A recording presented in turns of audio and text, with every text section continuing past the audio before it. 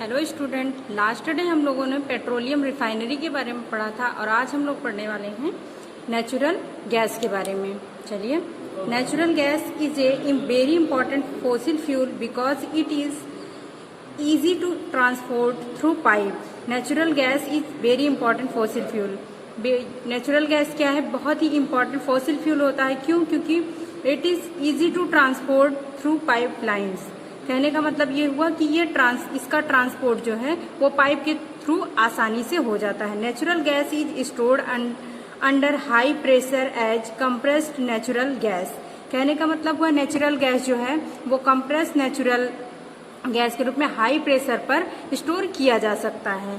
CNG is use for power generation. CNG का उपयोग power generation में भी किया जाता है। It is now being used as a fuel for transport vehicle because it is less populating. कहने का मतलब हुआ इसका उपयोग जो है वो ट्रांसपोर्ट व्हीकल में किया जाता, ईंधन के रूप में किया जाता है। क्यों?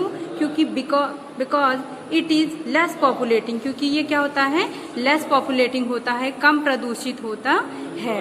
It is a cleaner fuel. कहने का मतलब हुआ कि ये क्या होता है? एक क्लीनर फ्यूल। क्लीनर का मतलब हुआ स्वच्छ ईंधन होता है। The great advantage of CNG is that it can be used directly for burning in the home and factories.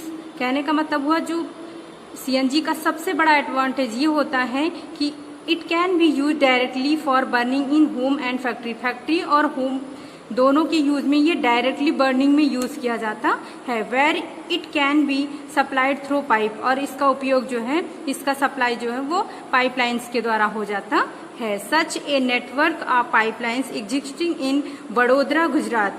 कहने का मतलब हुआ इसका जो सबसे बड़ा ऑफिस है वो कहाँ पे है? वडोदरा में है, जो कि कहाँ पे है? गुजरात में है। Some parts of Delhi and other place, और कुछ पार्ट्स इसके दिल्ली में भी हैं और कुछ क्या हैं? अदर प्लेसेस में भी पाए जाते हैं। Natural gas is also use as a starting material. कहने का मतलब हुआ नेचुरल गैस का उपयोग जो है वो स्टार्टिंग मटेरियल्स के रूप में manufacturing of number of chemical and fertilizers. Chemical और फर्टिलाइजर के प्रारंभिक उपयोग में निर्माण करने में इसका उपयोग किया जाता है।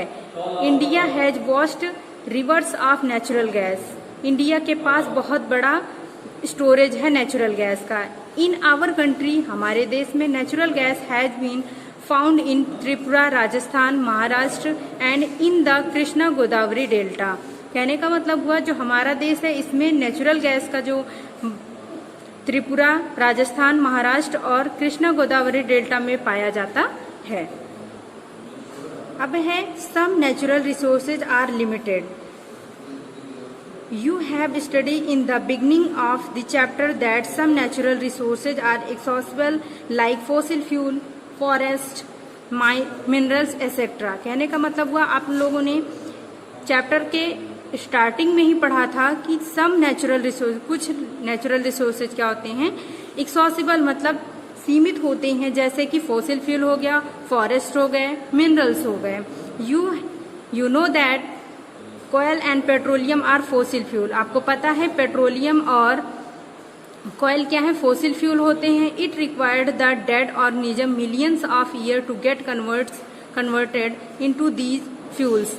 It can require the dead organism. ये क्या है? किससे प्राप्त होते हैं? मृत ऑर्गेनिज्म के मिलियन ईयर्स के बाद ये किस में कन्वर्ट होते हैं? फ्यूल्स में कन्वर्ट होते हैं। ऑन दी अदर हैंड, दूसरी तरफ देखिए, the non reserve of these will last only a few hundred years. और ये क्या होते हैं? लाखों वर्ष के बाद ये फ्यूल्स में कन्वर्ट होते हैं। Moreover burning of these fuel is major cause of air pollution.